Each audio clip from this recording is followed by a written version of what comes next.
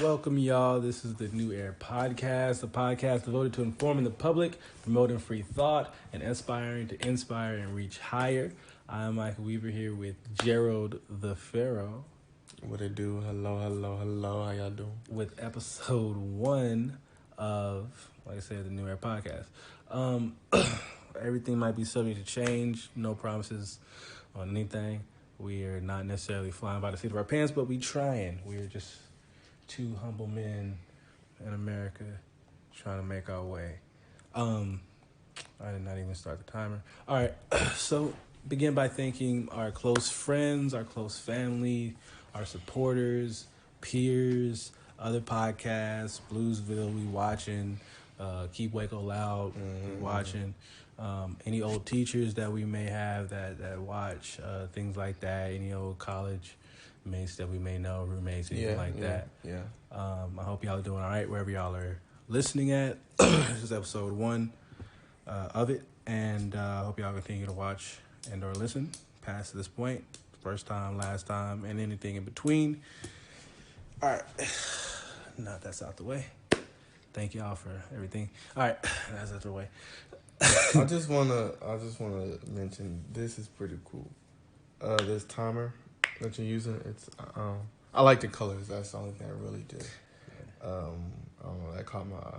A lot of different things you can do with this timer. To be honest, it's a multitask timer, so you can set different things. Like you can be having lunch at one time and tea at the other, and then you can be doing your laundry while you're resting, while you're exercising. You can really just do it all with this app. It's actually a pretty good app called Multi-Timer. I forget who makes the app.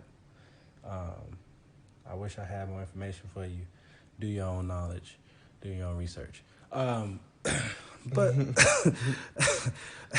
while we was talking about companies and stuff like that, I was thinking to myself, but I'm going to talk to you about it. You've been watching what's going on in the news lately, right? Of course. Just it's about everything, bro. It's like, oh yeah. You've been watching everything going on in the news. And what color is your skin? It's black. Oh, damn.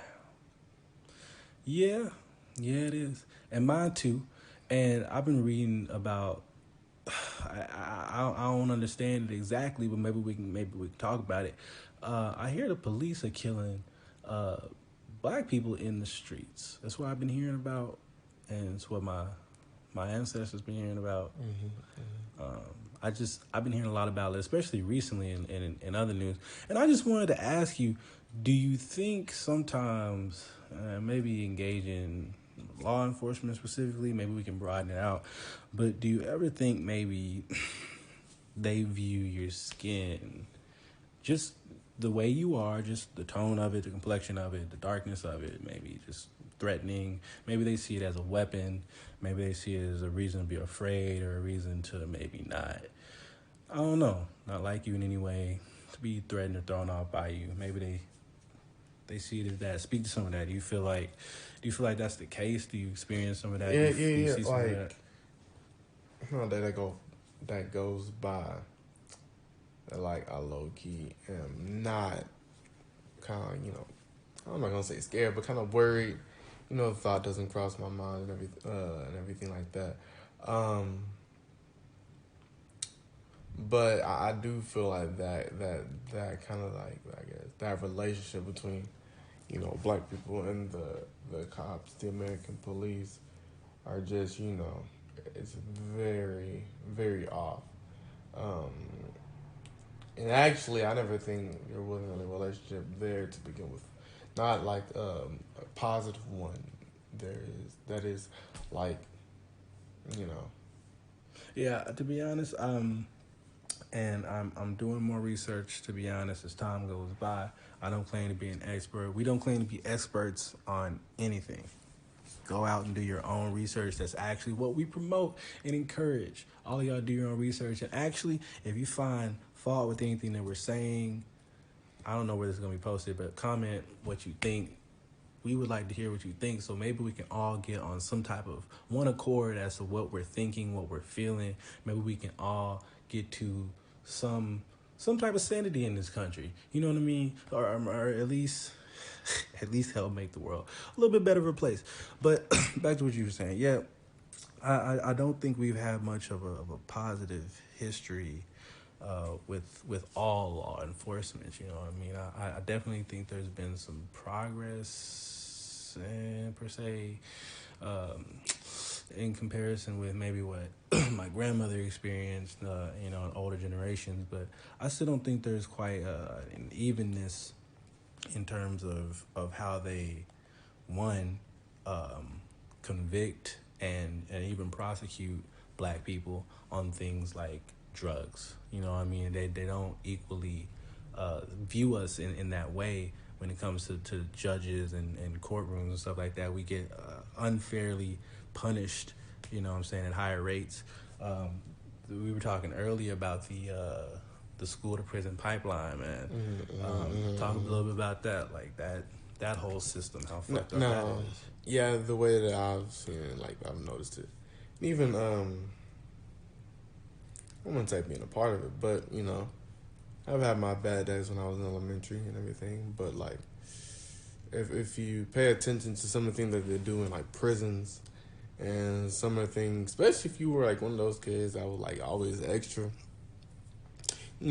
bad, getting in trouble against the ISS and everything. If you see the shit that happens, in prison, as well as what be going on in your schools and getting sent to alternative and everything, there are so many similarities that you see. Man, too many similarities. Like, to be honest, a lot of us, or a lot of black people, and you know what I'm saying, they typically a high rate go before judges, a lot before they're the age of 14, 15. You know what I mean? A lot of black people go through instances in this country where, they're just unfairly treated in terms of punishment with the law. You know what I mean? Yeah, and it's like, you see it. And, not only see, some of you may have even experienced it. There's been times where I know, and I in elementary school, I honestly think that all the times that I got in trouble in elementary school, it wasn't my fault.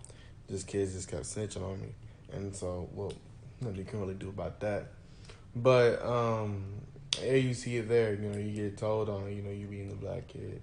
They're like, oh, you did it and everything. Not really question. Not really trying to hear your side of the story. It's you did it, and oh shoot.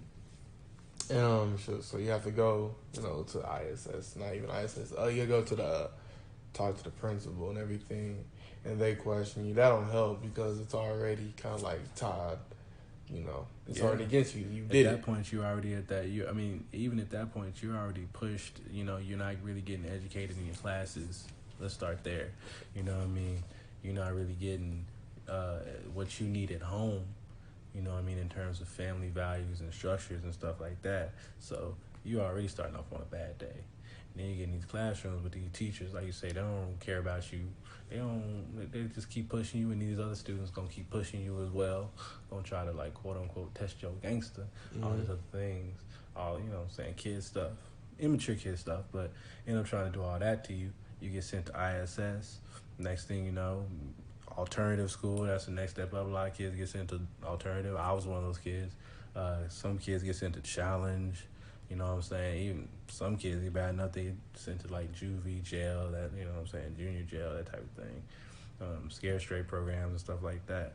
But it's crazy. I think whenever I visit a lot of these institutions and stuff like that, I don't even think that it's like an overwhelmingly African American, but I do see a high rate of African Americans in a lot of those like younger places of you know what I'm saying, rehabilitation. Let's say they a lot of African Americans spend their youth on, what I'm saying, in a lot of those types of environments. Not necessarily being given those types of opportunities to see other things. I think that's an even bigger problem, and even a bigger part of the system is that a lot of African Americans aren't able to be shown, you know what I'm saying, a better way. They aren't being able to shown possibilities, and even, I don't even want to say given opportunities, but they just aren't exposed to. Yeah, the only opportunities that we typically see is like what's on the television, what's on the media, Yeah. and like that's why you see I feel like a good amount of kids wanting to be rappers, wanting to be basketball, football players, and everything like that, professional. And not that there's nothing wrong with that, but the thing is, like, society's basically said and told them, through, we can put numbers out there too, that we appreciate these types of people. We appreciate the rappers. We appreciate the football players, the basketball players, baseball, all that, whatever. We appreciate them. They have money, and they have success, they have fame, and so that's all we see at a young age. We don't typically see the black lawyer on television. We don't see the black doctor on TV. We don't see the black author, the black writer, the black artist. We don't really see those type of prominent black figures on television. Everything those successful black figures that shows the different avenues that you could take, or achieve success. And this goes deeper. It goes around. It's more than just one area of our life, outside of just police and everything like that. It's something that we see day in and day out. Do you ever experience in your day in and day out, certain people, not even necessarily law enforcement, but certain people that whenever they approach you, like, they just feel the need to kind of code switch or like change the way they're being to like kind of feel what they think you would feel. For instance, like sometimes when I would be interacting with some people, I'm not even gonna say necessarily white, but whenever I'll be interacting with some people, they feel need to like unnecessarily throw in my bro or a lit, you know what I mean? What's up, bro? How you doing? You know what I'm saying, bro? That you should put some trap drums on that, bro. Bro, this is gospel. What are you doing? Like, not even on some like, I don't know. Bro, all you gotta do is be yourself. There's been so many occasions where you could see someone shoots non-black for the most part, but I mean, just in general, just somebody who looks different or who's different from you, and you try to, instead of being yourself, you want to, I don't know, you go out of your way to act like you relate when you really don't have to do that. Just say it's not your culture, bro. You just don't say have you to don't act know. like you're a part of this. You don't have to do that. A simple "What's up?" "Hey, how you doing?" and whichever way you can say. Because when you say you don't know, that allows us to educate you. That allows us to actually, and we don't even have to educate you. Like, it's not even going to be a negative education. It's going to be we're just going to have a conversation with you, and you'll maybe learn the words that we use through just talking to us. And you'll find a lot of them are the same words. Yeah. You ain't got to overdo, change it extra. It ain't worth it. And it really just makes you look more racist. Stupid for sure, man. It's like, bro, like, what are you doing? Why? What does that do? Like, is that... Because I got to wonder what they're thinking. Like, do they think, oh, man, I'm using their words, so they got to respect me? Or like, I understand them because I'm using this words. Or see, I'm hip. I'm cool. Really? I'm with it. Yeah. I can hang. I got black friends. That's what they can tell the other black friends. It's wild. No, I don't understand the point of it. But as I grow up, to be honest, I find more and more people kind of have like this sense of I don't know, an unconscious racism, if I know such a thing exists, but just you know what I mean? Like, they'll just kind of expose themselves. And again, that kind of goes back to what I was saying earlier about how we see the shit in the media. Like, the roles that are typically you see played by black people, like the movies, the slave movies and everything like that. Yeah. Shoots even with the some of these movies that especially that be shown on BET. Um, I forgot the movie, but basically that just shows black people, just involved in gangs and streets and drugs and Yeah. everything like that. Like Crips and Shoots, Bloods type shit. yeah, and even shoot some of the the more famous movies, like the biopics and everything. Black people, they're all this, they're No, drugs. no disrespect to none of that. None of the gangs. Oh yeah, no, I don't know anybody. But at the same time, it's like it's showing this negative light to, I guess, the non-black viewership. It's kind of reinforcing those stereotypes. Like they don't have black friends, but they see in the movies and everything that okay, this is how black people are. And even like I said with the youth, in the TV shows they watch, everything, we will see again like the white lead, the white male lead. He saves the day. Yeah, and a black dude.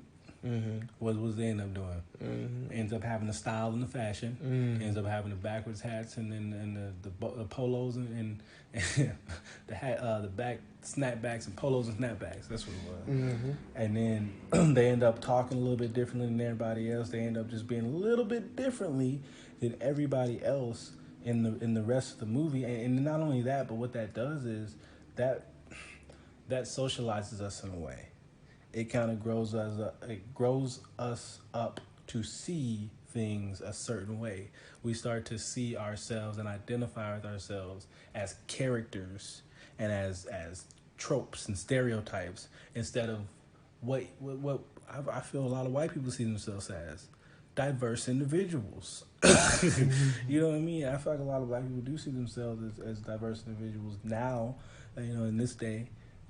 Where we're seeing more, like you said, national consciousness awakening, and we're seeing more people start to wake up to things that are going on and start to do their own research. But it's still kind of sad to see a lot of people kind of stuck in those tropes. They're kind of stuck in those mentalities where they feel like they have to be singers and dancers and actors, but not because they sincerely just like to do those things, but because they feel like that's the only way that I can make it. Because they feel like that's the only thing I can do. Mm-hmm. If I don't do this, then I am nothing else. And it's like you can do other things. You could be other things, or you could just take a break from it. You know what I'm saying? You don't have to just devote all your stuff to that. Maybe learn some other things. Take some time. Do some other shit. Try some other shit. You know what I'm saying? I really like Gary Vee because he's a. It's funny 'cause I was just thinking about Gary Vee. Fuck yeah, he's a really big, like, preacher of that type of thing, like that hustle and grind type of thing, but like more, doing things, yourself. Mm-hmm. Yeah, and like a lot of his thing, like whenever you're talking about trying some things, he said things about taste new stuff. A lot of people our age. That's what I lost my point. 20. Try to hide it on the school. I could not. It happens. That's why you passed it. I'm like, bro, what? You is still going. Anyway, yeah, a lot of people our age, 20s, early 20s, and everything like that. We're just all just trying to figure this shit out, like this whole life shit, and it's confusing because like we don't really have a manual or a rule book or a guidebook or whatever. We're just, I don't know, we're just trying to make the very best of what we know. Yeah, we know as much as we learn, or as much as we're taught. Yeah. That tried to sound philosophical. I don't know if it did, but I mean, honestly, yeah. And then even deeper than that, like, I'm learning in my sociology class. Shout out to McLennan Community College. I'm learning a lot about, like, I guess relearning a lot about how your perspective of the world literally is shaped from those around you, and from like what city you're born in, like how you, like just the words around you that are used. Like you talk like your friends, you kind of move and act like your friends. Even things like significant others, like you are kind of shaped to some degree, some aspect by the people that you hang around, the people that you involve yourself in. Like when they want to go do stuff, eventually you're gonna start doing similar stuff that they do. So it's like it's a lot of that is learned and socialization and ingrained stuff, and it's to where you just start to kind of follow the wave of whoever you're working with. But I feel like that's why it's hella important in this day and age to really know who your friends are. You know what I'm saying? But then also to like look out for your friends, and not in the sense of just. What's up? Oh, sorry, for sure. Not even in the sense of just like saying you're looking out for your friends, but like really going that extra miles. You know, gauge who you feel like, but going that extra mile to like really keep your friends out of trouble, to really try to like push them on to the new wave, to really like get them on to whatever. Because I feel like a lot of people say that they give a damn about people, or they say that they care about people, or they say that they're there and this and that, but a lot of us can really identify with like necessarily needing somebody or needing to talk to somebody, or maybe even necessarily feeling a way, if you get what I mean. But then like reaching out and getting not even necessarily hate, but just silence, or even reaching out and receiving hate even sometimes. Like male pride, that type of thing. Like, nah, get over it. You know what I'm saying? Don't cry. You ain't supposed to have feelings. All this other stuff. I feel like a lot of times, uh, you know, men should learn to express their emotions better, and they should be there a little bit better for their friends. Which is basically what I was saying. Yeah. Yeah, and that's a very, very important, um, I would say, a point or aspect to have. You know, just being there for your friends and like being there and that type of support, because you know that type of thing is hard to come by, and especially when you early in the game. That's what makes it so hard. Starting off anything, music, acting. We're just watching this movie about theater or this Netflix show. It was a Netflix show? Was it a Netflix show? I honestly don't know. I thought it was a movie. I guess I came in late on that. But anyway, they're showing on Netflix, I believe. It's actually called Glow. Glow. Yeah. I feel like it has something to do with acting. It was really good. It was really good. But yeah, shit. Acting. I think it stars Mark Maron, actually. Shout out to Mark Maron. Mark, Love your work. I've also seen your stand up. I don't think it was Three Mics. But shout out to Mark Maron. Shout out Mark Man. Anyway, but yeah, anything new, school, music, whatever, and you're just gonna need that support system and everything. And so that's why it's cool. I have the circle that I have, because like doing what you want to do, achieving those goals that you want to achieve, like that shit's kind of hard. That shit, especially when you know they're big. And so. Do you feel like that type of thing is essential? Like a good support system around you is essential? Yeah. 'Cause Yes. a lot of people don't have them. Exactly. That's the thing. That's what makes the difference between people really achieving a goal. And from what I've seen, that is that helping that factor right there. Having that system that's going to, one, mentally, emotionally support you, and then just having that, knowing that they're there for you regardless of whatever happens, whether you make it or not. But hoping and pushing that you make it, even just holding you accountable, that changes everything. Versus someone who doesn't have that person or have those group of people to help them hold them accountable, because no matter how strong you think you are on your own, it's nothing wrong with not asking for some extra help. But yeah, along with emotional and mental support and everything, having that financial support. That's for a lot of kids, and I feel like black people don't got that a lot of times. Like going to college, just well, at least for me personally, I didn't want to add any more financial, burden to my family, just because you know what that's like to, Yeah. And so you do all that you can Mm-hmm. to like not have that. So you grind, you work, and everything like that, and it's okay. You Did know, you at that age? Did you consciously know, like, man, I'm working? You know what I'm saying? Because my family and us, we just ain't got nothing. Or were you just like, more or less, we just working? This is just what we know. you learn about that from like a younger. I mean, it's for me. It's like okay, yeah, very conscious about what bills are, and like the importance of making sure that those are paid. Um, before I don't know, before you could like do all the luxurious stuff or like the stuff that privileged kids didn't really have to worry about. They had that support system. That's why a lot of them are a lot more successful. Everything. Not only did that, I don't know. I can't say. I am not going to speak. I'm not going to speak on having mental and emotional help support because everybody's different. But I do feel like I think it's kind of connected. I think the mental, emotional aspect you start to lose when you don't have a support system. And what I mean by that is like I was watching this one video. I don't know. It might have been from the School of Life, but it was talking about how whenever we as people have different beams of our life that we just as people have. You know what I mean? We have friends. We may have education. We may have a career. You know what I'm saying? We may have exercise, fitness. We may have a hobby. You know what I'm saying? We have different pillars of our life and things that exactly. we do.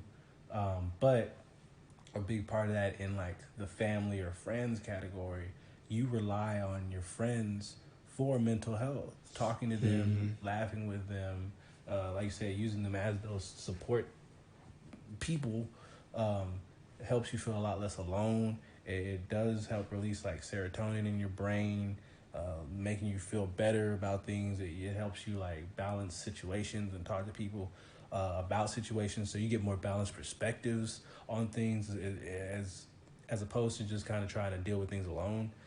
You're kind of able to more rationally deal with things and come to a more satisfying solution that feels more reassuring. It's way more reassuring. And so I feel like that those friends and those families, like, especially like you're saying, black families, um, we just don't do very much talking to Mm-hmm. each other. We don't do very Mm-hmm. much explaining to each other why we are the way we are. When you were saying like we knew the importance of bills and stuff growing up, I felt like I felt like I always understood the importance of bills and I understood why we had them, but I myself didn't understand the black plight like that from that perspective. I Mm-hmm. understood like what bills were and that we had bills and stuff like that. We are all taught that from a young age, but like I didn't understand why we never really, or why it seemed like we didn't just necessarily always have enough for everything like that, or why exactly it seemed like we were struggling sometimes a lot more than other times. I didn't necessarily understand bills from that perspective, from the socioeconomic perspective. I didn't understand like living spaces Mm-hmm. like that and why our living space compared to whenever I would see like one of my white friends or whenever I would see just one of my other friends. Like, I don't know, me and my black friends, we all grew up very similar in terms of like living style. And it's just, I Mm-hmm. don't know, it just doesn't seem like a coincidence. It just seems like we all grew up in a certain lifestyle as a result of some larger thing. But um, going back to what we were talking about, it just always felt like we didn't necessarily have, um, like you're saying, the opportunity to learn how to communicate with each other like that, because especially after the whole slavery thing and that people don't want to talk about like that until we have to, and then given today's stuff, um, we just kind of had to work and build.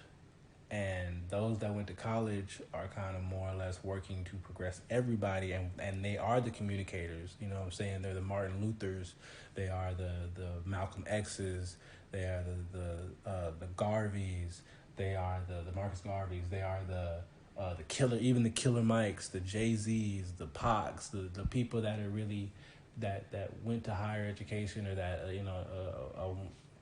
Pac didn't go to higher education, but those that went to higher education are the ones that are speaking, or at least those that are aware to a degree, are the ones that are really speaking on the consciousness of America today, and that are speaking on the things that are going on, and that are really informing their youth. Like I know a lot of people grew up on Jay-Z's lyrics.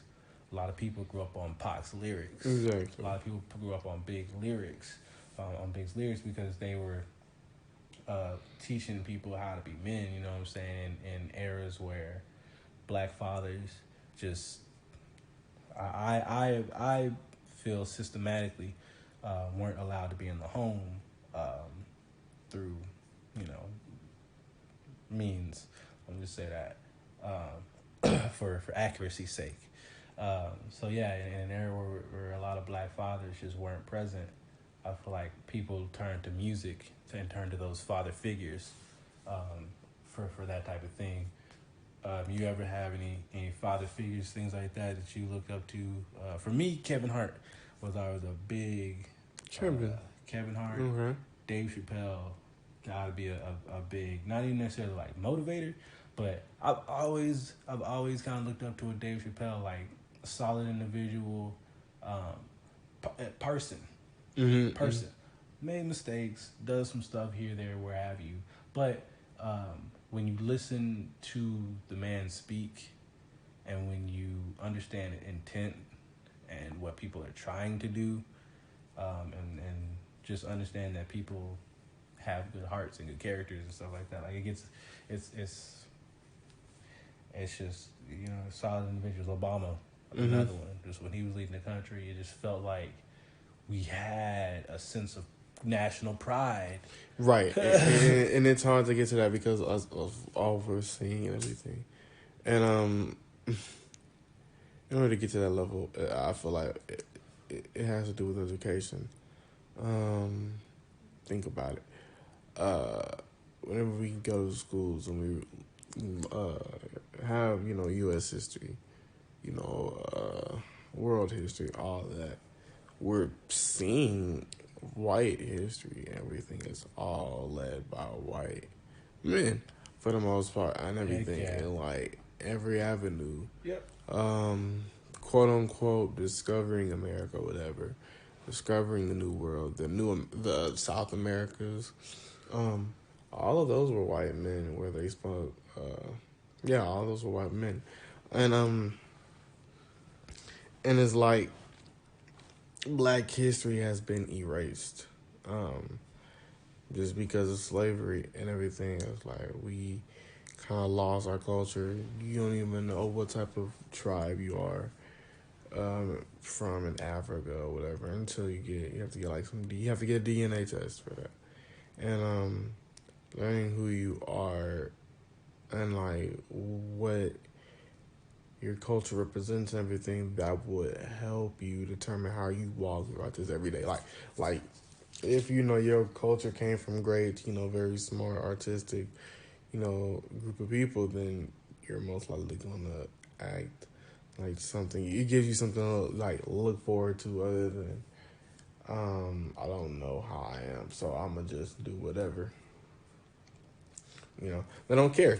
It's like it's nothing interesting. It's like I feel like it'd be a lot more interesting to whenever you learn about something, you're learning about people who look like you, instead of learning about people who don't look like you, but they enslave people who look like you and everything. And so it's things like that. Yep. We see it and we learn about it. That's cool. But like learning about art history, that will make it so much more meaningful and so much more personal. In school is kind of hard to learn. Not even hard to learn. It's just like, it's not interesting sometimes. Like, if I remember my time back in high school, I don't know about you, but like, sometimes it's like you're just there chilling, But then again, I guess I was always, the good top notch, as a student and everything. But like it was nothing There's like something to interesting. that. I think there is something to that, like being one of the students that kind of breaks the system early, Mm-hmm. who have you like that figures out how to test well, and then ultimately after they kind of figure out how to test well, they figure out the test. They figure out school basically. They figure out that there's stuff on the test that people want to know, and if you just put that on the test, that you're good. Boom, you figure out testing. You're good at testing. So once you're good at testing, then it's just kind of a coast for you at that point. And it's not even that it's necessarily a coast. It's that you kind of essentially broken the matrix at that point. You know what you want. You know logically if I try, that's going to lead to either me completing the work and coasting again, or if I chill in the back and just don't turn this stuff in, I can just coast that way, doing the bare minimum, just kind of coasting through till I don't know. I never knew what really happened to those kids. The kids that didn't really do art or band or football or anything like that. The silent coasters, you know what I mean? Those in high Mm-hmm. school that are in They just elementary went to school. and went home. You never really Oh, knew what went to them. You never really knew what happened to those kids. And then between the ones that are like the ones that are the super overachievers, sorta, but then once they do their work, they coast. I feel like we were those types, the quote unquote good ones. We just kind of did our work. But once I did my work, I went to animation, where I was able to do what I actually wanted to do. Or sometimes, especially like toward the end of the senior year, something like that, we would sometimes like go to Bushes, or like, you know what I mean, senior uh, earned things that we would do. You know what I'm saying? From having to grind out the previous 3 years before that. talking about band. Nah, just being able to leave campus, being able to like torture freshmen and stuff like that. Just senior things that seniors are able to do that non-seniors aren't able to do, that when they do, they're typically frowned upon. Social non-norms and things like that. But back to what you were saying about um, being able to really understand each other and being able to really talk to one another, I think a big help for a lot of that would be more mental health services. I think a big help for that would be more of those services that are geared maybe less away from law enforcement interactions and maybe more geared towards a psychologist, you know what I mean, to help balance out some meds, or more of a therapist, you know what I'm saying, to deal with some of the suppression that had previously taken place. Because like we've previously talked about, like that 40 acres and a mule never happened, but a lot of the oppression, a lot of the I don't even say pillaging, you know what I mean, a lot of the degradation and the dismantling of a culture has happened. We built a whole new culture here, thank God, but the all the damage has already been done, and we've never really been like not even repaid, because we don't even want like a repayment like that. But like things just haven't been made right. Things haven't been rectified. And not only have things not been rectified, but like things in this country are still going on almost similarly to how they were doing like in the 50s and the 60s. Like a lot of the methods of keeping black people out have not changed. Not only have they not changed, but they they just kind of got worse. Yeah. Like in terms of killing people, like now we're just doing it on camera live.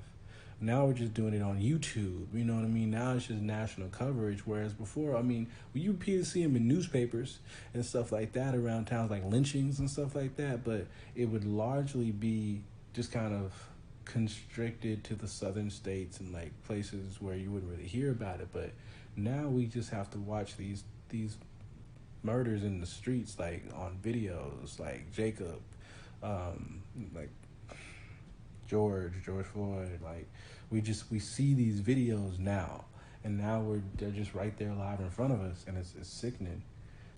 We need more mental health services. We need more understanding as to one, why people are being treated this way, and why people, if there's necessarily criminals or animals or on drugs or whatever, they should be put in mental health facilities, at least allowed to live long enough to see that type of stuff, live long enough to make it to those types of places to get help. Like, there's no excuse. I don't think there's any excuse for murdering somebody, especially as a law enforcement officer. Like, there's no excuse for it. You're trained. You are trained. I don't care how much training, you are trained to take down people non-lethally.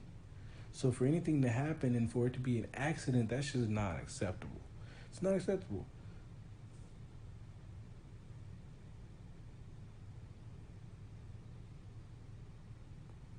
But yeah, I think it's wrong. I think a lot of times, a lot of law enforcement officers hide behind like a guise of communal stuff like that. They try to kind of hide behind each other, but it's so many problems. I don't want to spend too much time on that though. I think in today, what I want to do, I want to kind of end with something a little more positive. Cause we've been talking about law enforcement and skin and stuff like that for a while, but I think in today we don't really do enough to talk about the positive things that are happening. I remember growing up, I swore we used to report positive things on the news, but like that doesn't happen anymore. So in that spirit, you know what I'm saying, I really want to promote positive things that are going on. I feel like us as a country, where it is still segmented in some places, I feel like we are really doing better with informing each other on like reliable sources. You know what I mean? On reliable people. We're actually doing our due diligence. I think this year might be one of the biggest years for voting turnouts. You know what I mean? In that sense, and that's really something to say. Like we've really been fighting. Our grandfathers, our grandmothers and grandfathers, even our fathers and mothers, they were fighting for us to be able to keep this right to vote, for us to exercise this right to vote. And a lot of people gave their right for that. And it's really an honor to be able to do that type of thing. So it's we need to get out there. November 3rd, I believe, is the date. We need to get out there and do some of that voting and really put our people, not just our people, but the right people, those that are pushing the interests that we actually believe in office. And we need to stop looking at just parties in terms of this or that. When you know what I'm saying, look at a little bit deeper. But I am proud of us for doing that, and I'm really proud of the Waco music scene. I feel like the Waco music scene is really doing a lot in terms of exposure, a lot in terms of new talent. I heard Classy Glass is doing a lot for its artists, or before the whole COVID thing. I heard it's doing a lot for its artists, and I'm really proud. What have you experienced about the Classy Glass situation, about the explosion of talent from that area and the explosion of art and music and jazz and comedy that's been going on there? Speak to some of that. What have you experienced? When it comes to the music scene, especially in Waco, I didn't know much about it. I didn't know what I was getting myself into, and I decided, hey, I want to be a musician, everything. But going to open mics, everything, just being willing to go out there and network, that does wonders and everything. And so Waco is now starting to actually Waco just got I guess designated or honored, or I think honored with becoming a Waco music friendly city. Yes, it's a music friendly city. And so what that means really big things for artists, musicians, rappers, singers, venues, all those things that have to deal with music. It benefits them all because they're saying that Waco is kind of behind their musicians, is supporting them, and so that's something that's really big for the city and everything like that. And so, but on top of that, it's really cool because you make those connections with people that can help you just one become a better artist or give you more tools to be more successful in the music business and everything like that. But yeah, I'm super thankful for making that decision to come back to Waco to pursue music because it looks like we're on the come up. I've seen lots of talented across the spectrum too, not just hip hop and rap. There's like punk rock, if I'm not mistaken. I'm not good with the genres outside of hip hop, R&B, and jazz. And Get good, nigga. I know I'm trying. I'm trying. I need to listen to more stuff. Spotify don't be putting me on. It know what I want to hear. But anyway, I do be liking Spotify. Spotify be having some really good playlists. Sometimes. Spotify be putting me on to new artists, and I appreciate Spotify for being that type of service that helps expand my musical vocabulary. But anyway, yeah, just seeing just talent across the spectrum, punk, rock, country. Yeah, even country. Yeah, and it's just cool to be a part of that. I'm just so excited to see what it'll be, a year or two down the line.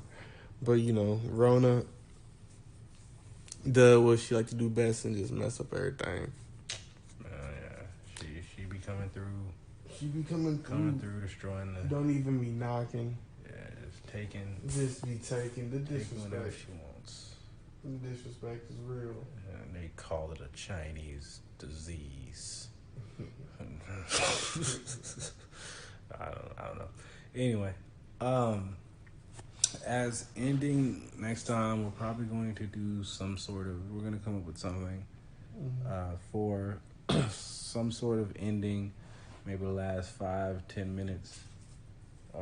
Might play you something, might show you some of our music, may play you some artists that we find favorable. Yeah, might that sounds cool. Play you some artists from the Waco or Austin area. Might highlight some stuff. Yeah. Might even play you some clips and stuff like that from some other things. But that might be it for this first one. We might put a nap on this one. We got you for a good 40 minutes. We appreciate that. 45 minutes. So I ain't gonna lie to y'all. This one was kind of hard for me personally because it is late and I'm sleepy. And that's not an excuse, but the thing is, they don't care, nigga. It's not an excuse. They don't care. Don't matter. I'm always on. I'm just telling. I'm always on, public. Y'all don't know. Public, listen, this is me. I'm always on. Michael Weaver is always on. One thing about me, though, I'm never off. I'm going to fall asleep. I cannot be off. I'm going to fall asleep. It's impossible for me to be anything but on. And so, in that spirit, I can't tell you how many times I fell asleep in class. I'll be in front row, face in class, front row. I will fall asleep. If I didn't take a nap before class, I would be falling asleep. I've been there too. And that was me this podcast. I was there. But my eyes was taking a rest. I will keep the energy. I will be the host that the public needs, not the host that the public deserves. Anyway, so in that spirit, thank y'all for this first one. I hope it wasn't too scattered. We're gonna be working and evolving as life goes on, as time goes on. We did put a substantial amount of work into the pre-pro of this. Tell your friends. Start a sort of an underground buzz, you know what I mean? We're that new underground thing that nobody knows about yet, you know what I'm saying? Look at this as the opportunity to be the first one of your friends to know about something before the outer circle of your friends. We all know there's an inner and outer circle of your friends. So tell your inner circle to tell your outer circle, and all together we could be a huge circle of knowledge in this thing. You know what I mean? We can spread knowledge, tell your people to tell my people, and we'll talk about it. All right. Y'all be safe out there in the world. wherever y'all are doing, wherever y'all are working, wherever y'all are traveling to. These are dangerous times that we're living in, but I know we can get through this. We are strong as a people, stronger together than we are apart. And I think that we all can groove and jive together under one beat of one heart. So I think we should all put our best foot forward out there, pay it forward, never, ever, ever take it back. And I think we should all work for the progression of our country and ourselves, because we can't make it without each other. We got to remember that. It's a crazy country that we live in, but I think there's a way we can try to figure a way for us to all live in it and not be so, yeah, you know what I mean? So, once again, this has been the New Air Podcast, episode number 1. Y'all keep it breezy. All right, man. Your boy G-Eazy is out. Y'all be safe. All right. Yeah.